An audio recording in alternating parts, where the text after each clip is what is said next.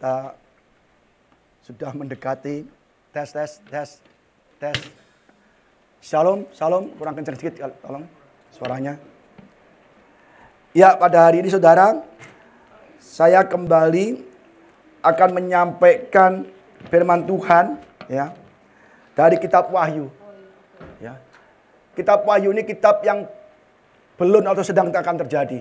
Banyak orang tidak tahu saudara. Sangat penting sekali kalau orang tidak tahu atau gereja-gereja tidak mengajarkan, memberitakan tentang kitab Wahyu, maka akan terjadi banyak sekali orang tertinggal. Tidak akan terangkat ke surga. Apa terjadi saudara? Kalau tidak angkat terangkat ke surga, maka kita akan masuk ke dalam masa tribulasi. Masa tribulasi adalah 7 tahun. Ya, ada 7 meterai. Ya, ada 7 sangkakala penghukuman Tuhan. Ada 7 ya, cawan murka Allah. Dan itu banyak sekali umat Tuhan yang tidak tahu bahwa kalau tidak terangkat, maka mereka akan mengalami masa aniaya yang besar. Ya, kita belajar dulu ya. Masa tribulasi dibagi 3 ya. 7 meterai yang akan kita bahas pada hari ini ya. Dan 7 sangkakala dan 7 cawan murka Allah. Ini adalah 7 tahun masa tribulasi, masa siksaan, masa gelap, masa penganiayaan, masa yang sangat mengerikan. Yang akan kita jalani kalau kita tidak terangkat. Maka kita harus terangkat ke surga. Amin saudara. Jangan sampai kita ke gereja tiap minggu, komsel, ya baca firman Tuhan sekalipun. Tapi kalau kita tidak melakukan firman Tuhan, kita tidak akan terangkat ke surga. Dan kita akan masuk ke dalam masa tribulasi 7 tahun itu. Ya, kita belajar dulu apa sih tribulasi. Ya. Konsep tribulasi menurut Alkitab, yaitu masa, apa saudara? Kesengsaraan yang dahsyat. Kesengsaraan udah gak enak. Kesengsaraan yang dahsyat. Sebagai akibat dari tindakan antikristus dan murka Allah yang sangat mengerikan. Murka Allah yang sangat mengerikan. Yang menimpa semua umat manusia yang diam di bumi pada saat itu. Jelas ya, yang antikristus, yang tidak percaya Yesus, yang ibadah semaunya sendiri, yang tidak melakukan firman Tuhan, yang masih ambisi cari duit, yang masih ingin cari kesuksesan, cari ketenaran, cari kekayaan, cinta uang, itu telah termasuk antikris. Dan itu murka Allah sangat mengerikan. Itu akan menimpa orang-orang yang tidak terangkat ke surga. Sangat mengerikan. Jangan sampai kita ada yang tertinggal di bumi. Maka kita harus menantikan Tuhan. Gimana Pak caranya supaya kita tidak tertinggal, tidak mengalami 7 meterai, 7 sangkakala dan 7 murka Allah, atau 7 tahun masa penderitaan, kesengsaraan, aniaya. Ada caranya. Lihat nih, di Wahyu 3 ayat 10. Ya, katakan, ini jemaat Philadelphia ya. Karena engkau menuruti firmanku. Kalau kita menuruti, melakukan firman Tuhan, pasti kita tidak akan mengalami tribulasi. Untuk tekun menantikan aku. Ya, jadi jelas, menuruti firman Tuhan, menanti-nantikan. Apa arti menantikan? Lebih tekun berdoa, lebih tekun intim dengan Tuhan, lebih tekun baca Alkitab, lebih tekun melakukan firman Tuhan. Maka aku pun akan melindungi engkau dari hari pencobaan. Dari, bukan di dalam, dari akhirnya dilindungi. Yang akan datang atas seluruh dunia untuk mencobai mereka yang diam di bumi. Jelas. Ini semua akan terjadi bagi antikris, orang yang egois, orang yang mementingkan diri sendiri, mementingkan pekerjaan, mementingkan harta, mementingkan kesuksesan. Ya. Akan dicobai. Tapi kita yang menantikan Tuhan, melakukan firman Tuhan, itu kita akan dilindungi. Jelasnya di bahasa Inggrisnya. Because thou hast kept the word of my passion. Kita memelihara firman Tuhan. I also will keep thee from the hour of temptation. Keep thee from. the hour of temptation, ya, which shall come upon all the world to try them that dwell upon the earth. Jelas kalau kita melakukan dan kita akan dihindarkan dari masa pencobaan, masa tribulasi. Jadi saudara, kita bisa tidak melewati ini semua kalau kita melakukan firman Tuhan. Saya percaya kalau Tuhan datang, ya pasti sebelum masa tribulasi ini. Tidak mungkin orang sudah menantikan Tuhan, rajin ibadah, melakukan firman Tuhan, intim dengan Tuhan. Masa dicemplungkan ke masa tribulasi? Ya dong. Kalau kita punya anak, masa kita biarkan mengalami aniaya kan nggak mungkin, ya kan? Nah, kita lihat nih diagramnya saudara. Jadi kita ada di sini, present church age. Kita ada di sini, ya. Dan orang percaya di sini kita, dan rapture akan terjadi sebelum 7 tahun masa tribulasi. Tapi mungkin bisa juga ada sedikit di sini Tuhan angkat. Ya, mungkin di sini belum apa-apa, mungkin ini masih sedikit-sedikit, mungkin ada meterai 1-2 kan, kita masih ada.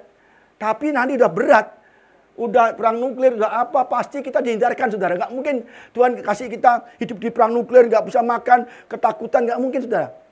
Pasti yang ringan-ringan kita diam aja untuk menguji iman kita apakah benar-benar tetap percaya sekalipun mengalami sedikit badai sedikit di sini. Ya, 7 tahun ini sangat mengerikan, apalagi di sini. Waduh saudara, ini aniaya penyiksaan.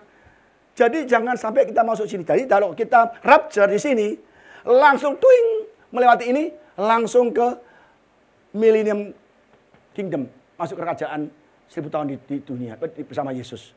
Jadi kita nggak mengalami. Ya, jadi jelas sekali, hindarilah 7 tahun ini dengan saat ini kita belajar untuk lebih dekat lagi dengan Tuhan, berdoa senantiasa, lakukan firman Tuhan. Kalau ditampar kiri, berikan pipi kanan. Kalau kita dipukul, kita nggak usah balas, nggak usah maki-maki, disindir, dihina, udah diam aja. Biar aja kan. Yang penting lu nyindir gua, ntar lu masuk tribulasi lu. Itu aja. Ya kan? Ini beberapa sebutan untuk tribulasi di Alkitab. Ada kata tribulasi. Pertama, hari Tuhan. Tribulasi disebut ya hari Tuhan. Yeremia 2 ayat 12. Sebab Tuhan semesta alam menetapkan suatu hari. Untuk apa? Untuk menghukum semua orang yang congkak, orang yang angkuh, serta menghukum semua yang meninggikan diri supaya direndahkan. Jadi orang yang meninggikan diri, sombong direndahkan, menghukum orang congkak. Jadi hari Tuhan itu adalah hari yang ditentukan oleh Tuhan untuk menghukum orang-orang yang tidak melakukan firman Tuhan. Ya, Yoel 1 ayat 15, wahai hari itu sungguh hari Tuhan sudah dekat datangnya sebagai pemusnahan dari Yang Maha Kuasa. Bayangkan hari Tuhan, hari tribulasi, itu hari pemusnahan, murka Allah akan dicurahkan. Jadi kalau kita sudah ikut Tuhan, kita akan terangkat ke surga. Tapi yang di dunia ini yang ada kacau balau, kita pasti bisa menyangkal karena begitu dahsyatnya hari Tuhan itu. Ya, yang kedua, tribulasi disebut kesusahan atau kesengsaraan. Ya, kita lihat apa itu kesengsaraan. Ya, sudah dekat hari Tuhan yang hebat itu. Hari Tuhan itu hebat. Hebatnya apa? Sudah dekat dan sangat datang dengan cepat sekali. Dengar, hari Tuhan pahit. Pahlawan pun bisa menangis. Hari Tuhan hari yang pahit. Yang paling sengsara. Yang paling tidak enak. Hari kegemasan hari itu. Hari kesusahan dan kesulitan. Hari kemusnahan dan pemusnahan. Hari kegelapan, kesuraman. Hari berawan dan kelam. Jelaskan, hari Tuhan itu hari yang sangat tidak enak. Dan mengalami masuk sini berat. Kesusah, sulit, dimusnahkan, memusnahkan. Hari penipuan sangkakala dan pekik tempur terhadap kota yang berkubu dan terhadap menara penjuru yang tinggi. Aku akan menyusahkan manusia. Nah, Tuhan aja bilang aku akan menyusahkan manusia. Sebagai akibat melawan Tuhan. Akibat kita nggak mau fokus pada Tuhan. Ibadah sembarangan, kita nggak hidup dengan firman Tuhan. Ya. Aku akan menyusahkan manusia sehingga mereka berjalan seperti orang buta. Sebab mereka telah berdosa kepada Tuhan. Darah mereka tercurah seperti debu dan usus mereka seperti tai. Mereka tidak dapat diselamatkan oleh perak atau emas mereka pada hari kegemasan Tuhan. Jadi kalau kita nanti masuk tribulasi, sekaya apapun kita, sebanyak berapapun emas yang kita miliki, mobil kita, rumah kita, uang kita di bank, tidak bisa menyelamatkan kita. Bahkan semua itu akan hilang. Uang saudara berapa ratus miliar, berapa puluh miliar, itu akan nol. Dinulkan semua oleh bank.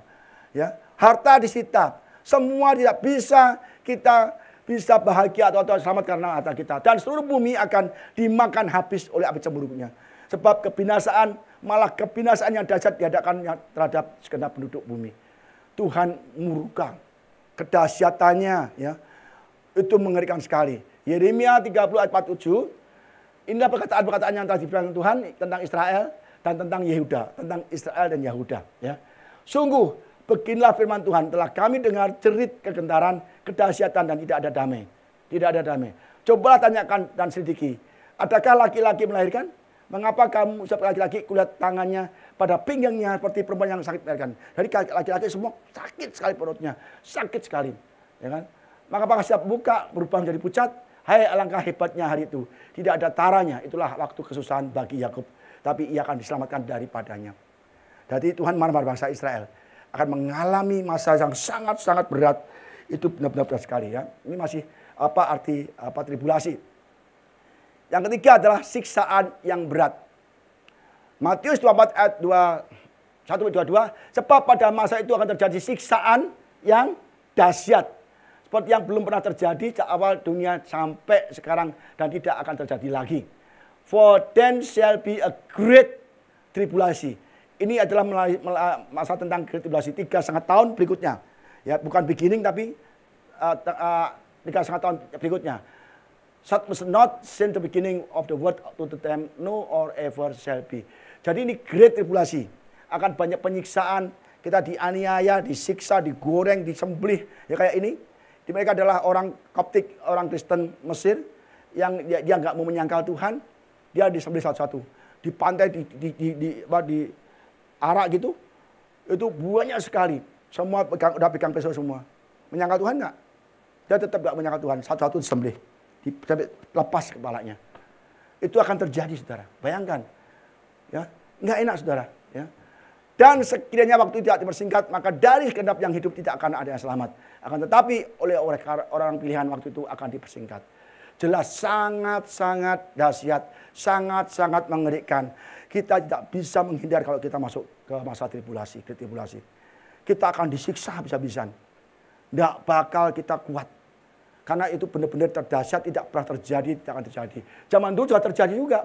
Orang Kristen, pengikut Yesus dibawa ke lapangan, itu terus dilepaskan singa-singa yang kelaparan. Bayangkan, orang-orang ditaruh di tengah-tengah lapangan, arena, dan dilepaskan singa-singa kelaparan. Yang lain disalib dan dibakar hidup-hidup sebagai obor. Apa enggak mengerikan saudara? Kita diikat, jerami, dibakar, kita mati sebagai obor hidup saudara. Dan kita akan dibuat umpan oleh singa-singa kelaparan. Ya, sama juga Bartolomeus diikat, kulitnya diambil, ditarik kulitnya dikulit hidup-hidup. Kayak apa itu? Saudara disiksa begini pasti bisa menyangkal. Maka lebih baik kita sebelum terjadi ini kita benar-benar hidup dalam Tuhan. Dengarkan firman Tuhan dan dengan teliti dan kita pelajari hati-hati. Ya, tujuan masa tribulasi, kenapa ada masa tribulasi? Kenapa kok ada masa tribulasi, Pak? Kasihan dong orang dunia disiksa habis-habisan. Yang pertama adalah mempersiapkan dan mendisiplinkan bangsa Israel untuk menyambut kedatangan Yesus. Ini ada ayatnya, kita nggak bisa bahas. Nanti khotbah lain ya mengenai 144.000 orang Yahudi. Yang kedua, memberikan kesempatan terakhir bagi bangsa-bangsa lain untuk menerima Yesus. Jadi kesempatan terakhir juga untuk bangsa-bangsa yang tidak kenal Yesus. Kita semua yang tidak kenal Yesus misalnya. Ada orang-orang Indonesia, orang-orang negara-negara mana yang nggak kenal Yesus. Diberi kesempatan dengan tribulasi itu. Dia akan mengenal Yesus. Waduh gak enak nih, Antikris disiksa nih. Dia akan mencari Yesus sebagai martir nanti. Menghukum semua orang yang menolak Yesus dalam masa 7 tahun tribulasi. Ya jelas saudara ya. Jadi kita tujuannya adalah untuk itu. Jadi kita jangan sampai mengalami masa tribulasi. Masa tribulasi pertama adalah mengenai 7 meterai. Kita bahas pada hari ini. Ya. 7 seals of tribulasi. 7 meterai. Apa itu sih Pak? 7 meterai. Jadi meterai itu dibuka ya oleh Yesus. Yang meterai pertama isinya apa? Mari dibaca. Wahyu 6 ayat 1 ayat 2. Wahyu 6 ayat 1 sampai 2. Maka aku melihat anak domba, Yesus ya, itu membuka yang pertama dari ketujuh meterai, dan aku mendengar yang pertama dari keempat makhluk itu berkata dengan suara bagaikan bunyi guruh, mari. Dan aku melihat sesungguhnya ada seekor kuda putih dan orang yang menungganginya memegang sebuah panah. Ya. Dan kepadanya dikaruniakan sebuah mahkota, lalu ia maju sebagai pemenang untuk merebut kemenangan. Ya, panah ini bukan panah ada anak panah bukan, tapi busurnya aja. Maka saya akan bahasa Inggrisnya karena nggak tepat juga.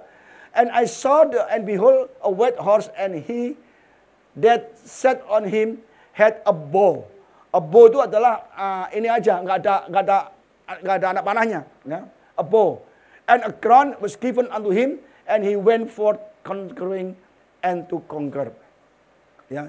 Jadi ini adalah tentang penyesatan.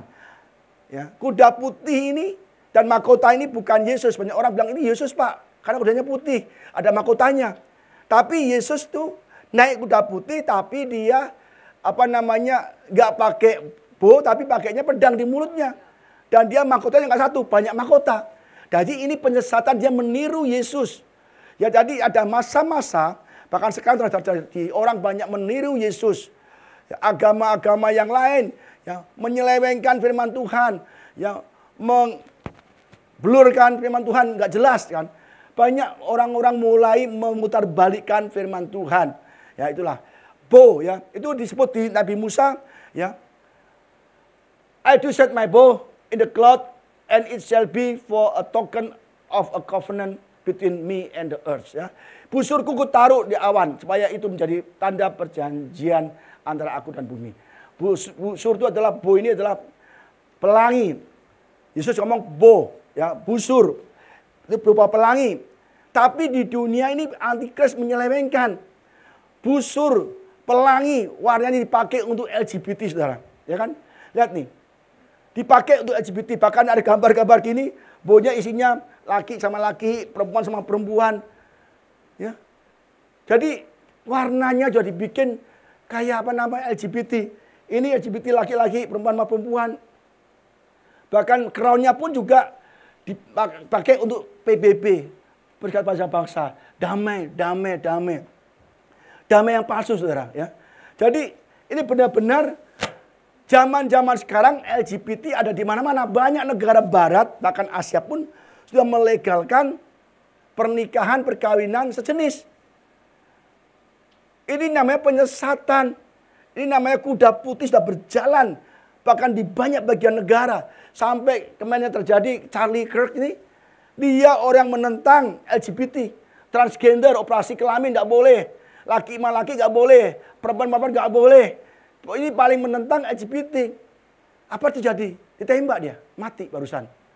Belum ada sebulan ditembak mati. Jadi nanti zaman-zaman ini saudara, orang benar akan diincar. Orang benar akan dianiaya. Orang benar yang akan dihancurkan. Gereja-gereja dihancurkan. Gereja-gereja dibakar. Orang Kristen dianiaya. Tapi orang yang sesat-sesat, yang miring-miring, itu malah aman saudara. Itulah kuda putih itu. Nanti penyesatan atau orang-orang atau antikris itu akan melawan umat Tuhan.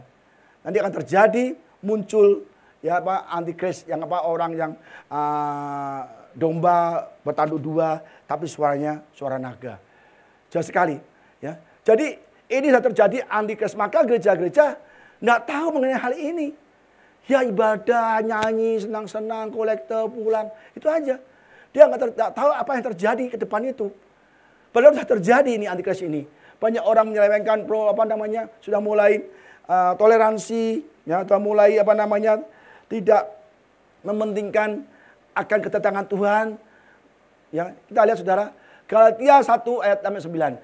Aku heran bahwa kamu ini, surat Paulus kepada jemaat Galatia, bahwa kamu itu lekas berbalik daripada Dia yang oleh kasih karunia Kristus telah memanggil kamu dan mengikuti suatu Injil yang lain. Zaman dulu sudah ada, ya, udah dikasih tahu Injil Kristus oleh Paulus, tapi masih berbalik mencari Injil yang lain. Yang sebenarnya bukan Injil. Hanya ada orang yang mengacaukan kamu dan yang bermaksud untuk memutarbalikkan Injil Kristus. Iblis antikristus itu memutarbalikkan. Makanya kan lambangnya gereja setan apa? Salib terbalik.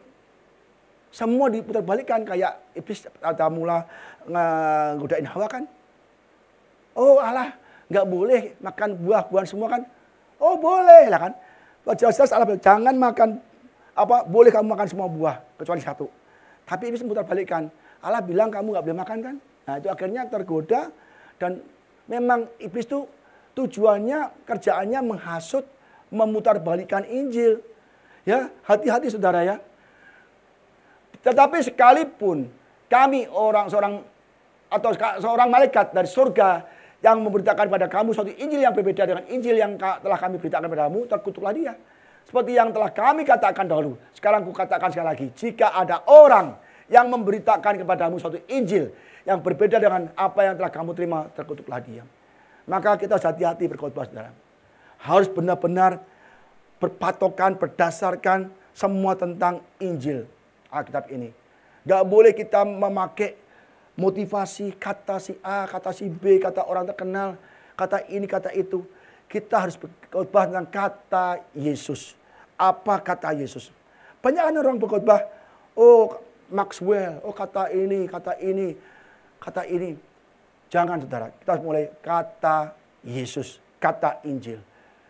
Maka kita harus benar-benar mempelajari Alkitab, ya, semua tentang Alkitab, dan tafsirannya juga tentang Alkitab, melalui Alkitab juga.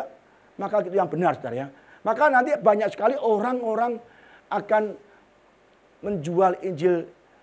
Artinya apa? Dia khotbah yang menyenangkan hati manusia. Banyak gereja-gereja senang. Wah enak khotbahnya ya, enak khotbahnya ya. Waduh bagus ya, enak ya. Tapi mereka tidak pernah diajarkan tentang bagaimana hidup benar, bagaimana menanti-nantikan Yesus. Kalau sampai Yesus datang, itu banyak sekali anak-anak Tuhan tidak terangkat dan masuk ke masa tribulasi. Maka sudah berbahagia di sini pada hari ini. Karena kita akan tahu apa yang terjadi. Nanti ini saat ini sudah banyak-banyak nabi palsu, ajaran palsu semua ada di ayat ini. Saya nggak bisa bahas satu persatu, bab ini satu kebahas sendiri ya saudara. Matius 7 ayat 15, waspadalah terhadap nabi-nabi palsu yang datang kepadamu dengan menyamar seperti domba, tapi sebenarnya mereka adalah serigala yang buas. Wahyu 13 ayat 11, dan aku melihat seekor binatang yang lain keluar dari dalam bumi dan bertanduk dua sama seperti anak domba. Seperti Yesus kan, dan ia berbicara seperti seekor naga. Jadi jelas sekali dia meniru Yesus, counterfeit Yesus. Jadi dia meniru, menjiplak Yesus seolah anak domba, tapi hatinya suaranya suara naga, setan semua. Ya, jadi kita harus hati-hati. Ini juga zaman sekarang sudah mulai antikris itu, penyesatan itu, kuda putih itu menyesatkan, membuat orang kompromi. Ya, ini surat untuk wahyu untuk jemaat di Pergamus, ya kompromi. Tapi aku mempunyai beberapa keberatan terhadap engkau. Di antaramu ada beberapa orang yang menganut ajaran Bileam yang memberi nasihat kepada Balak untuk menyesatkan orang Israel supaya mereka makan persembahan berhala dan berbuat zina. Demikian juga ada padamu orang-orang yang berpegang pada ajaran pengikut Nikolaus. Ini semua ajaran kompromi. Dosa nggak apa-apa, perzinahan nggak apa-apa, ya, tradisi nggak apa-apa. Jadi banyak sekali nanti gereja-gereja mengajarkan, oh enggak apa-apa kok. Kita Imlek ke kuburan, yang ngomong sama engkong kita, ngomong sama bapak kita kasih makanan. Itu kuda putih. Ya, jadi kita sudah mengalami banyak penyesatan-penyesatan. Ya, saya sebutkan. Matius 24 ayat 3-8. Ya. Ketika Yesus duduk di atas bait zaitun, datanglah murid-muridnya kepadanya untuk bercakap-cakap sendirian dengan dia. Kata mereka, katakanlah kepada kami bila mana itu akan terjadi, dan apakah tanda kedatanganmu dan tanda kesudahan dunia. Jawab Yesus kepada mereka, waspadalah supaya jangan ada orang yang menyesatkan kamu. Yang pertama adalah penyesatan kuda putih. Ya. Sebab banyak orang akan datang dengan memakai namaku dan berkata, akulah Mesias. Dan mereka akan menyesatkan banyak orang. Jadi yang pertama adalah penyesatan kuda putih. Yang kedua, kamu akan mendengar deru perang atau kabar-kabar tentang perang. Namun berwas-waslah, jangan kamu gelisah, sebab Semua itu harus terjadi, tetapi itu belum kesudahannya. Harus terjadi, tapi belum selesai. Sebab bangsa akan bangkit melawan bangsa, dan kerajaan melawan kerajaan, akan ada kelaparan, gempa bumi di berbagai tempat. Tetapi semua harus terjadi, barulah permulaan penderitaan menjelang zaman baru ya. Akan tetapi semua itu barulah permulaan penderitaan menjelang zaman baru. All these are the beginning of sorrow. 3,5 tahun pertama. Mengerikan saudara. Nanti akan terjadi penyiksaan, penganiayaan. Sebab pada masa itu akan terjadi siksaan yang dahsyat. Seperti yang belum pernah terjadi sejak awal dunia sampai sekarang. Dan yang tidak akan terjadi lagi. Dan sekiranya waktunya tidak bersingkat dan sudah, maka dari segala yang hidup tidak akan ada yang selamat. Tetapi oleh karena orang pilihan waktu itu akan bersingkat. Akan disembelih, dibakar hidup-hidup. Kita nanti ikut Yesus saudara. Hati-hati. Kita masukkan kandang, kerangkeng begitu yang lebar. Ya, dikasih api. Mau nyangkal nggak? Nggak nyangkal ini tinggal lempar korek api nih. Mengerikan kan? Ya. Setelah penyesatan baru ada perang. Ini yang kedua. Meterai yang kedua. Second seal. Dan ketika anak domba itu membuka meterai yang kedua, aku mendengar makhluk yang kedua berkata, mari. Dan maju seekor kuda lain, seekor kuda merah, padam, dan orang menungganginya dikaruniakan kuasa untuk mengambil damai sejahtera di atas bumi. Dan mereka saling membunuh, kepadanya dikatakan pedang besar. Jadi sekali warna pedang merah. Merah menyala-nyala. Ini bahasa Yunaninya ya, benar-benar pedangnya nyala. Ya. Artinya apa saudara?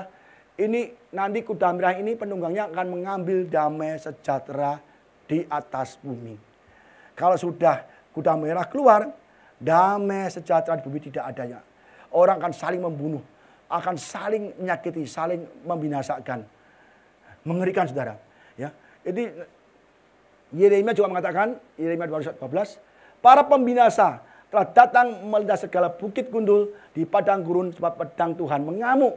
Maka dari ujung negeri yang satu ke ujung lain tidak ada damai bagi segala yang hidup. Ini di Timur Tengah sudah mulai nggak ada damai. Ya. Kita melihat lambang dari peperangan. Ya, kita lihat lagi. Ya. Yeremia 25 ayat 31 ayat 33. Deru perang akan sampai ke ujung bumi. Ini saat ini perang masih di Timur Tengah. Perang masih di Israel. Saya tiap hari bahkan tiap jam saya lihat perkembangan perang saudara. Hari ini 2-3 hari lalu Amerika sudah mengirim kapal-kapal perang. Bukan saja hanya di Laut Tengah yang dekat Israel atau dekat Gaza. Tapi dia mulai sampai mendekati Iran. Dan Trump sudah mengirim kapal perang nuklirnya dekat Rusia. Dan semua prajurit Amerika sudah mempersiapkan diri. Tidak hanya melawan Gaza, melawan Hamas atau melawan Iran. Tapi melawan Cina dan Rusia. Sudah mempersiapkan diri. Tinggal bilang, menterinya bilang gini, Menteri Pertahanan. Kita tinggal tunggu komando dari Trump. Ketika komando yes, kita akan terus perang, tidak pernah kembali lagi. Wah, kalau sampai perang itu dari Timur Tengah, ya, sampai ke Eropa, China, dan itu akan ke seluruh dunia, saudara. Kalau perang seluruh dunia itu sangat mengerikan. Pasti resesi besar-besaran, ya. Deru perang akan sampai ke ujung bumi. Makanya lambangnya kuda, cepat. Kuda dipakai untuk lambang bahwa itu cepat larinya, cepat nyebarnya, saudara. Sebab Tuhan mempunyai pengaduan terhadap bangsa-bangsa, ia akan berperkara dengan segala makhluk. Orang-orang fasik akan diserahkannya kepada pedang. Orang-orang fasik yang melawan Tuhan, tidak percaya pada Yesus, tidak sungguh-sungguh hidup dalam firman, akan dibunuh semua, diserahkan pada pedang. Demikianlah firman Tuhan, beginilah firman Tuhan semesta alam. Sesungguhnya malapetaka akan menjalar, ya, menjalar dari bangsa ke bangsa. Suatu badai besar akan berkecamuk dari ujung bumi. Maka pada hari itu akan bergelimpangan orang-orang yang mati terbunuh oleh Tuhan dari ujung bumi sampai ke ujung bumi. Mereka tidak akan diratapi, tidak akan dikumpulkan, dan tidak akan dikuburkan. Mereka menjadi pupuk di ladang. Kalau perang nuklir saudara terjadi, itu mengerikan sekali. Tapi anak-anak Tuhan pasti diangkat dulu. Nggak mungkin kita percaya Yesus, doa, lakukan firman Tuhan. Masa kita dimasukkan ke dalam situasi perang nuklir sangat mematikan? Nggak mungkin, saudara. Ini akan terjadi dan segera terjadi. Sudah siap semua ini. Baca, lihat di YouTube perkembangan perang Israel, Hamas, dan mengenai Amerika dan Cina. Sudah siap, Amerika sudah kirim banyak perang nuklir. Cina sudah latihan sama Rusia juga perang latihan perang yang nuklir juga. Ini sudah tombol tekan, sudah habis semua kita. Kita akan mati semua, teraniaya, kita disiksa. Ya, jadi ini sudah terjadi. Semua terjadi dimulai dari Israel. Dari Israel. Pak, di sini kok enak, Pak? Nggak ada perang, kita bisa makan enak, makan restoran, makan Indomie, makan apapun, nyaman tuh, Pak. Tapi semua akan terjadi dari Israel menjalar ke seluruh bumi, dari bangsa ke bangsa. Maka kalau Israel terjadi apa-apa, kita masih ada waktu untuk memperbaiki diri kita, ibadah kita, bersiap-siap. Jangan terus kita kerja seenaknya, ibadah seenaknya. Ya kan, kadang datang, kadang enggak. Ada yang bilang, Pak nanti satur Pak, saya kalau sempat ibadah. Hah? Bayangkan ada yang bilang gitu loh. Kalau sempat saya akan ibadah, saya atur waktu. Kalau saya enggak sibuk, saya akan ibadah. Itu pasti tertinggal punya, saudara. Pasti tertinggal. Ya. Jadi hati-hati, saudara, perang sudah terjadi. Satu nuklir jatuhkan, seluruh Jakarta habis. Baru rata. Belum nanti efeknya ke seluruh Pulau Jawa. Ya. Meterai ketiga. Ya, saya cepatkan sebab waktunya. Wahyu 6 ayat 5-6. Dan ketika domba itu membuka meterai yang ketiga, aku mendengar makhluk yang ketiga berkata, mari. Ya, dan aku melihat sesungguhnya ada seekor kuda hitam. Ya. Dan orang yang menungganginya memegang suatu timbangan di tangannya. Dan aku mendengar seperti ada suara di tengah-tengah keempat makhluk itu. Secupak gandum sedinar. 3 cupak jelai sedinar. Tetapi janganlah rusakkan minyak dan anggur itu. Artinya apa? Habis perang dunia, perang nuklir, bangsa melawan bangsa, kerajaan-kerajaan terjadi resesi besar. Kelaparan. Kelaparan, saudara. Itu baru. Ini aja waktu ingat gak kerusuhan Mei? Ya kan? Baru kerusuhan Mei nggak berapa minggu aja. Semua toko tutup, Indomaret tutup, Alfamart tutup, Superindo tutup, pasar nggak ada jualan. Itu makan susah, saudara. Ya kan? Orang menjarah, ya, karena kelaparan. Karena jelas enaknya kacau sekali. Lah ini kalau sudah nanti di kuda hitam datang, itu akan mahal sekali. Secupak gandum itu segenggam gandum. Segenggam gandum itu biayanya 1 dinar. 1 dinar kerja 1 hari. 1 hari kerja. Kalau kita 1 hari di sini 100.000 sehari misalnya, itu 1 genggam beras 100.000. Bayangkan betapa berharganya beras itu. Mahal sekali. Ya kan? Bayangkan, saudara. Ya. 3 cupak jelai sedinar juga. Tapi jangan rusakkan minyak dan anggur. Minyak dan anggur adalah barang-barang komunitas yang mahal.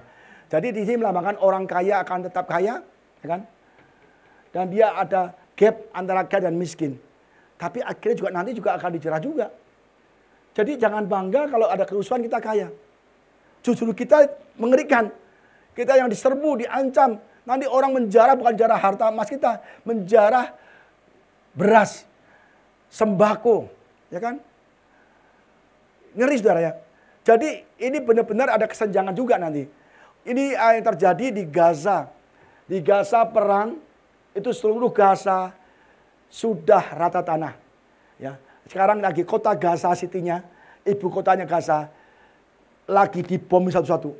Gedung semua dibom, semua rata tanah. Rata tanah, nggak ada listrik, ya kan? Nggak ada makanan. Sekarang 2 hari lalu saya dengar internet diputus. Jadi dunia tidak bisa melihat apa yang terjadi di Gaza. Jadi nggak ada internet. Orang nggak bisa telepon, nggak bisa kirim berita, nggak bisa kirim keadaan itu. Ditutup semua, gelap, nggak ada internet.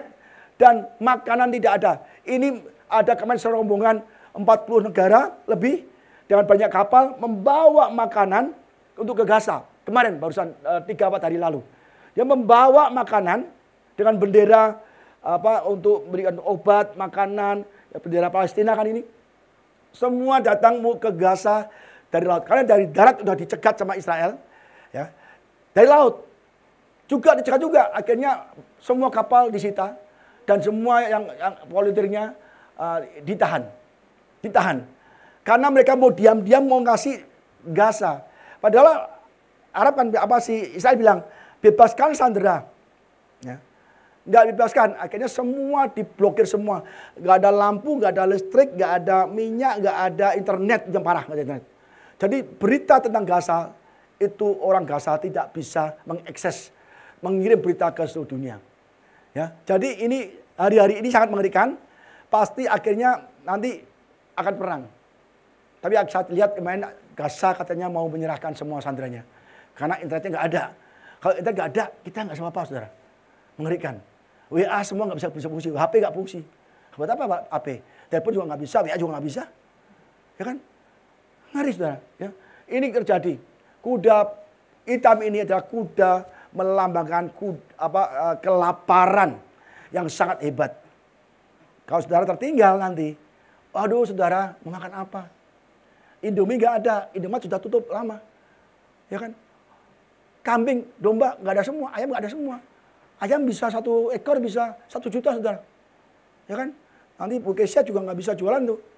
Bahannya mahal, 1 juta ikan mau jual berapa makanannya? Ya kan? Benar sudah terjadi akhirnya Pak, orang makan orang. Yang paling gampang orang makan orang karena orang berlimpah, ya kan? Kita lihat terjadi ini ya, kita lihat. 2 Raja-Raja 6 ayat 24-29. Ini masa kelaparan nih, saudara. Terjadi ya di Samaria. Setelah itu di Ben-Hadad Raja Aram menghimpunkan seluruh tentaranya lalu maju mengepung Samaria. Maka terjadilah kelaparan hebat. Terjadilah apa? Kelaparan hebat itu kuda hitam kelaparannya. Di Samaria selama mereka mengepungnya sehingga sebuah kepala keledai berharga 80 sikal perak.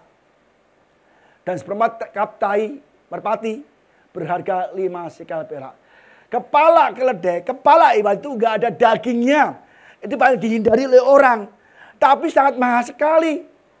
Karena resesi kelaparan ya dibeli mahal. Berapa sih satu kepala keledai? 80 sikal perak.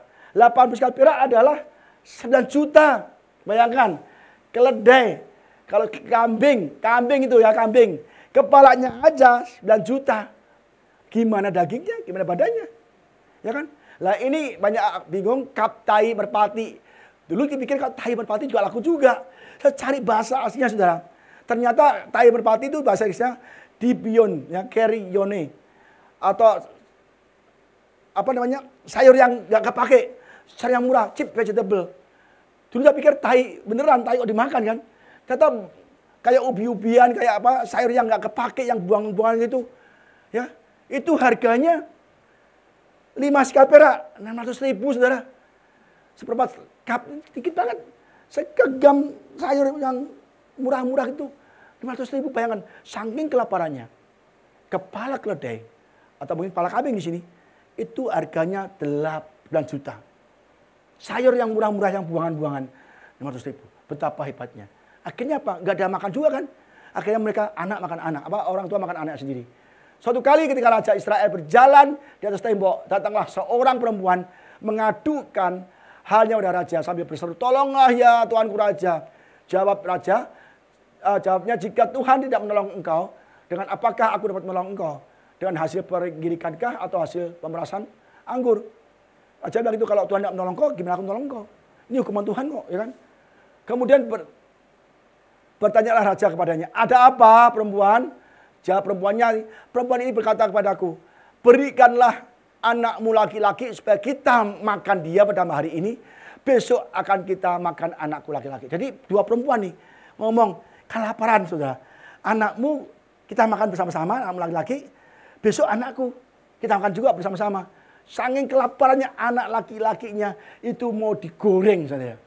Nggak tahu mau goreng apa, goreng kering apa. Bikin rica-rica, saya nggak tahu saudara. Ya.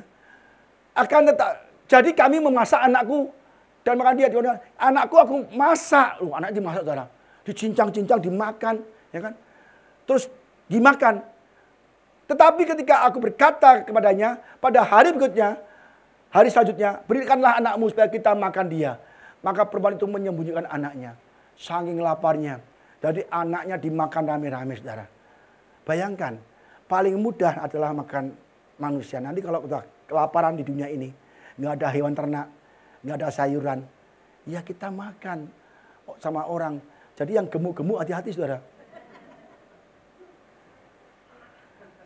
Yang gemuk-gemuk itu hati-hati. Pak Panji ketawa. Ya, sebab diincar dulu, ini dagingnya banyak nih.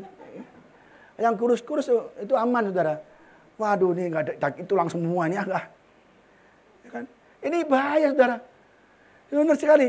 Ya, jadi ini nanti orang akan makan orang, nggak ada makanan, nggak ada Indomie, nggak ada apa-apa. Kita keluar rumah takut, saudara. Ya. Ini rajanya, ini penjarahan. Nanti terjadi penjarahan. Perang terjadi, perang nuklir, pasti langsung penjarahan. Karena orang takut tidak bisa beli bahan makanan, dia menjarah untuk disimpan, untuk dimakan. Ini pokoknya kacau dunia lah. Melebihi berapa puluh kali kerusuhan Mei. Gak ada artinya kerusuhan Mei itu. Ya. Keempat. Ya. Wahyu 6:8. Dan ketika anak domba itu membuka mutiara yang keempat, aku mendengar suara makhluk yang keempat berkata, mari. Dan aku melihat sesungguhnya ada seekor kuda hijau kuning atau hijau. Kuda hijau. Ya, orang berarti kuda hijau. Dan orang menunggangnya bernama Maut. Ini kuda hijau penunggangnya apa? Bernama Maut. Dan kerajaan Maut mengikutinya. Maut, ya kan? Penunggangnya dan kerajaan Maut mengikutinya. Dan kepada mereka diberikan kuasa seperempat dari bumi untuk membunuh dengan pedang, kelaparan, sampar, penyakit pandemi, dengan binatang-binatang buas yang di bumi. Jadi nanti akan ada pandemi. Binatang-binatang buas akan dimakan, akan memakan orang.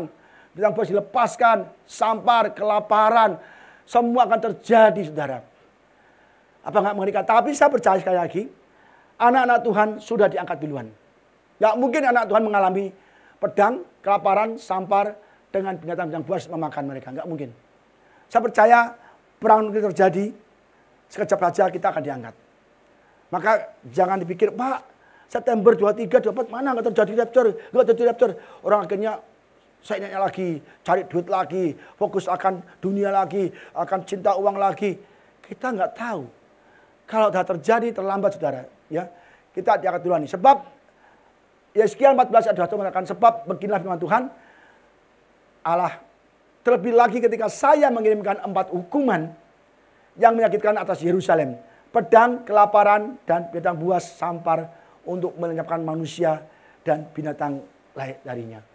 Jadi Yeskiel sudah menubuatkan Israel akan diserang oleh pedang, perang, diserang banyak negara, perang, ya kan? Terus akhirnya kelaparan dan binatang buas dan sampar. Mengerikan sekali, saudara. Nanti Israel akan hancur dulu, diserang kalah dulu nanti. Dan itu akan Tuhan tolong, ya kan? Pulih lagi. Tapi saat nanti terjadi tribulasi di Israel, itu akan cepat menyebar ke seluruh dunia, termasuk Indonesia. Indonesia jangan pikir enak-enak, saudara. Ya. Dan ini kuda putih, kuda merah, kuda hitam, kuda hijau. Saya nggak tahu kenapa ada bendera yang sama dengan kuda hijau, hitam. Ini Syria, benderanya putih, hitam, merah, hijau. Yordania, benderanya apa? Putih, merah, hitam, hijau. Libya, Sudan, Kuwait, United Arab, ini negara-negara Arab semua merah, putih, merah, hitam, hijau. Irak, Saudi Arabia, Palestina, Lebanon, dan semua ada lagi ISIS. Ini negara-negara Timur Tengah adalah negara-negara yang what's the Bible trying to tell us?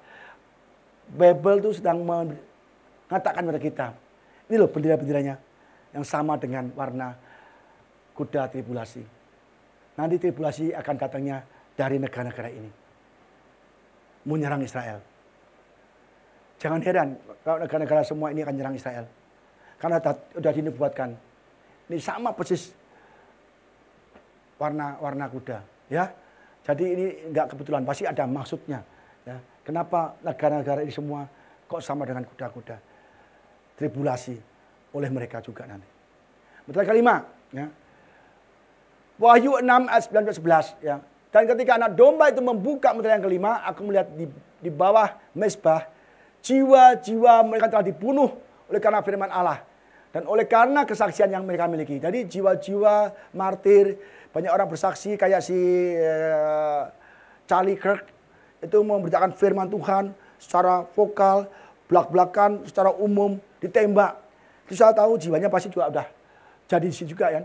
Dan mereka berseru dengan suara yang nyaring. Kata, berapa lamakah lagi ya penguasa yang kudus dan benar. Tuhan Yesus kan. Engkau tidak menghakimi dan tidak membalaskan darah kami kepada mereka di bumi. Jadi martir-martir yang mati karena kebenaran, karena Injil. Dia ngomong, Tuhan, Yesus kapan lagi kok nggak hukum mereka di bumi yang membunuh kami. Kami kan Injilmu. Dan ini kenapa kok nggak dihukum segera? Apa jawab Yesus? Dan kepada mereka, ya, masing-masing diberikan jubah putih. Jubah putih. Ya, jubah putih. Nanti kita ada jubah putih di atas bawah mezbah. Di surga nanti. Bahwa mereka harus beristirahat sedikit waktu lagi. Harus beristirahat sedikit waktu lagi. Hingga genap jumlah kawan-kawan pelayan dan saudara-saudara mereka. Yang akan dibunuh sama seperti mereka. Jadi yang dibunuh karena Injil belum lengkap jumlahnya. Sebentar lagi. Artinya apa? Nanti ada penganiayaan kuda putih itu. Orang yang cinta Yesus, pengikut Yesus itu akan dibunuh, diburu gereja-gereja akan dihancurkan, dibakar, dibunuh semua. Ya kan? Ngeri saudara. Dulu saya ingat ISIS, waktu aku pernah video dulu. Orang teroris ISIS itu masuk ke gereja, semua disembelih semua. Wanita disembelih semua. Aduh ngeri. Dan itu mereka, Yesus bilang sedikit waktu lagi. Sedikit waktu lagi. Maka semua akan dibalas oleh Tuhan. Martir sudah berdoa juga sama Tuhan nih. Di surga nih. Kapan lagi? Berapa lama lagi? Engkau tidak menghakimi dan tidak membalaskan darah kami. Dia menuntut balas. Ya kan? Meterai ke-6. Yang siksil. Wahyu 6 ayat 12 ayat 17. Maka aku melihat ketika anak domba itu membuka meterai yang ke-6. Sesungguhnya terjadi gempa bumi yang dahsyat. Matahari menjadi hitam bagaikan karung rambut. Dan bulan menjadi merah sunyam bagaikan darah. Jadi jelas. Dan bintang-bintang di langit berjatuhan ke atas bumi. Jelas ini udah nggak ada kita lagi. Itu ada rapture. Udah banyak kuda putih, kuda merah, kuda hitam, kuda hijau. Ditambah lagi nanti ada gempa bumi yang dahsyat. Matahari sudah hitam. Bulan jadi merah. Seperti ini saudara. Dan semuanya akan habis saudara. Kita baca lagi. Bagaikan pohon ara menggugurkan buah-buahnya yang mentah apabila digoncangkan angin yang kencang. Ya. Tadi bidang-bidang jatuh semua, ini bisa nuklir, bisa apa, bisa rudal, semua terjadi semua saudara ya. Atau mungkin harafiah, benar-benar matahari nyusut, bulan juga bisa. Ya. Maka menyusutlah langit bagaikan gulungan kitab yang digulung dan tergeserlah gunung-gunung dan pulau-pulau dari tempatnya. Nanti gunung-gunung, pulau-pulau tergeser semua. Ini kayaknya benar-benar terjadi katastrofik ini adalah mungkin dari Tuhan. Nanti akan terjadi dari langit. Habis ini sangkakala semuanya dari langit semua. Ya. Dan raja-raja di bumi dan pembesar-pembesar serta perwira-perwira dan orang-orang kaya serta orang-orang berkuasa, semua budak serta yang merdeka, orang merdeka bersembunyi ke dalam gua-gua dan celah-celah batu karang di gunung. Semua orang kaya-kaya, pejabat-pejabat, perwira-perwira, orang duitnya banyak, semua ketakutan dan lari ke gunung-gunung saudara. Dan mereka berkata pada gunung, kepada batu-batu karang, runtuhlah menimpa kami. Ada begitu dahsyatnya bencana itu. Udah mati aja deh aku, timpa aku batu. Dan sembunyikanlah kami terhadap dia. Dia bilang, udah aku sembunyikan dari Tuhan. Gak mungkin, ini hukuman dari Tuhan kok. Yang duduk di atas takhta, terhadap murka anak domba itu. Sebab sudah tiba hari besar murka mereka. Dan siapakah yang dapat bertahan? Kalau sudah terjadi murka Tuhan, tidak ada satupun yang bisa bertahan. Ya, makanya kalau nggak dipersingkat, semua tidak selamat. Ya, inilah namanya yang meterai ke-6. Yang begitu gunung-gunung bergeser, pulau-pulau mungkin hilang, ya, laut-laut bergeser. Itu kita mungkin nggak kebayang, Pak. Itu saya nggak kebayang deh, Pak. Ini masih lama, saya masih hidup, masih kerja. Kita nggak kepikir. Nanti akan terjadi benar. Maka kita tetap percaya Alkitab tidak pernah tidak digenapi. Semua yang tertulis di kitab Wahyu semua akan digenapi. Upah kita di surga pun akan ada. Kalau kita melawan Tuhan, tidak ibadah sungguh-sungguh, kita juga akan dihukum di neraka pun juga ada kitab Wahyu. Meterai ketujuh yang terakhir ya ini.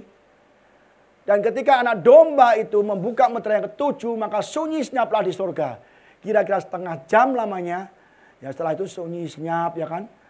Lalu aku melihat ketujuh malaikat yang berdiri di hadapan Allah.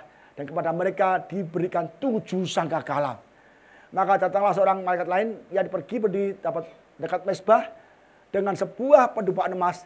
Dan kepadanya diberikan banyak kemenyan untuk dipersembahkannya bersama-sama dengan doa semua orang kudus di atas mezbah emas di depan takhta itu. Maka naiklah asap kemenyan bersama-sama dengan doa orang-orang kudus itu dari tangan malaikat itu kepada Allah. Lalu malaikat itu mengambil pendupaan itu, mengisinya dengan api dari mezbah dan melemparkan ke bumi, maka meledaklah bunyi guruh disertai halilintar dan gempa bumi. Dan ketujuh malaikat yang memegang 7 sangkakala itu bersiap-siap untuk meniup sangkakalanya. Jadi di dalam meterai ketujuh itu ada 7 malaikat yang membawa 7 sangkakala, ya. Dan itu sudah benar-benar pendupaan itu doa-doa orang kudus sudah dilemparkan kemana ke bumi ini, saudara. Jadi sampai ini akan terjadi nanti terjadi 7 sangkakala ada 7 penghakiman Tuhan langsung dari langit. Hujan batu, hujan es, hujan api, matahari lebih dekat. Pokoknya semua nanti 7 orang udah 7 meterai ini lolos ya. Lolos misalnya. Nanti ada yang lolos, nanti akan lagi 7 meterai, 7 sangkakala. 7 penghukuman dari alam, dari surga langsung. Sangat mengerikan. Nanti 7 sangkakala selesai, ada lagi 7 cawan murka Allah. Bukan berarti meterai selesai, nggak ada lagi.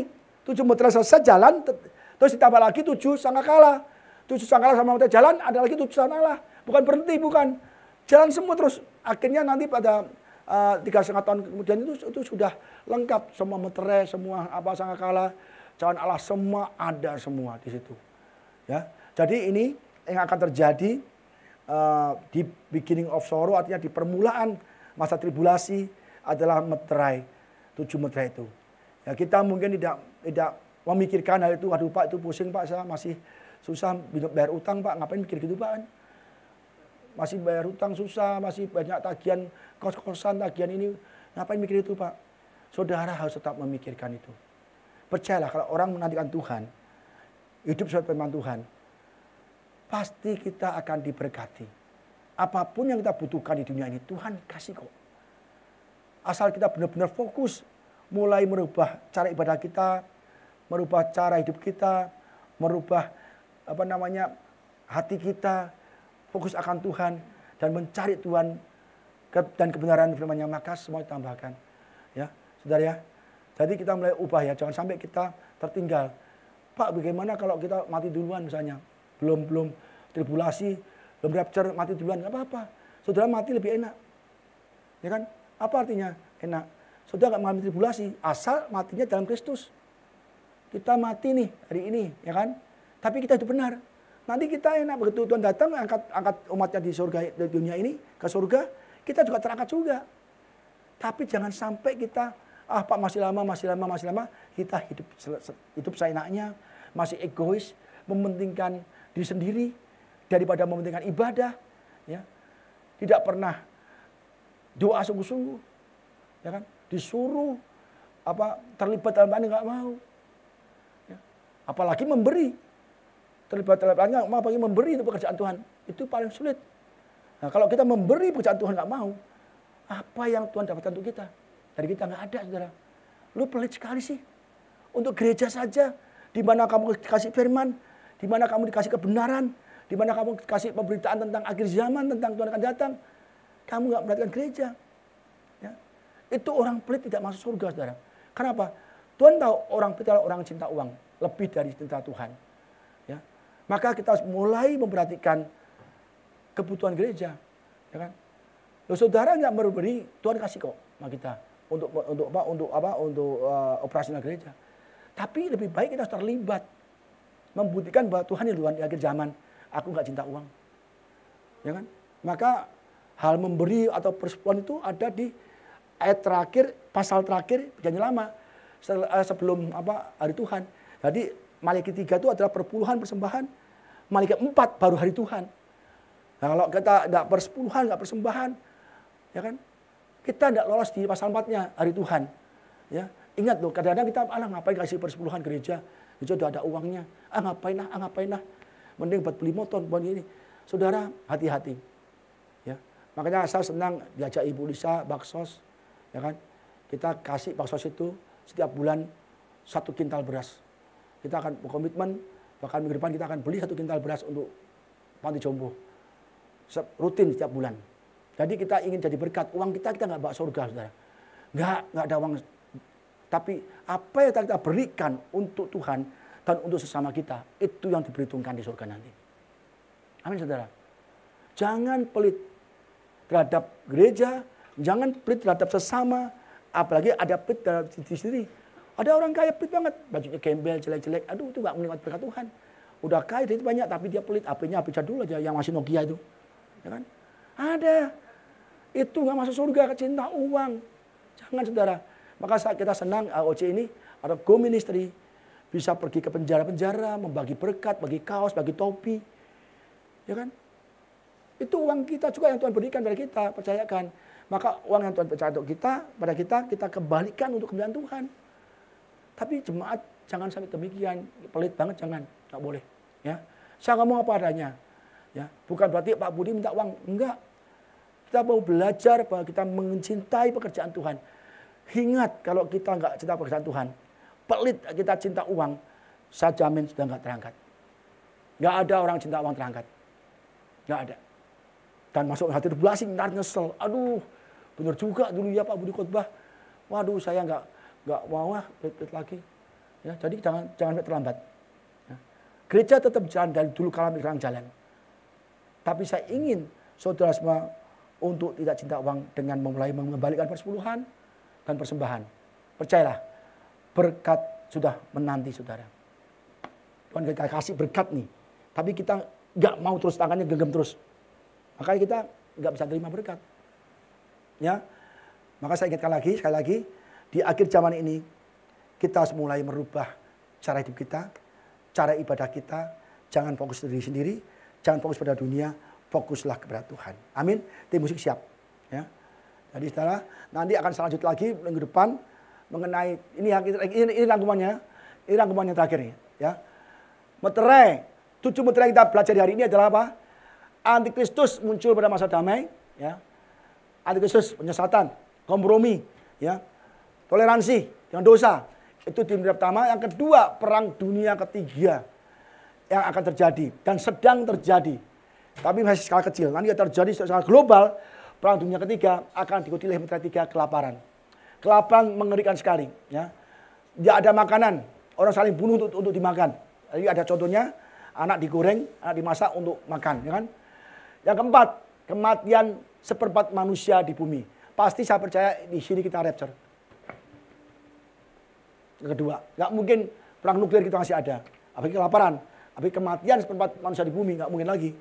Meterai kelima, martir, jiwa-jiwa yang dibunuh karena kesaksian Kristus Yesus yang menuntut supaya bumi dihukum. Keenam, gempa bumi, langit dan bumi bergeser. Meterai 7, sangkakala penghakiman Wahyu 8 nanti. Ya.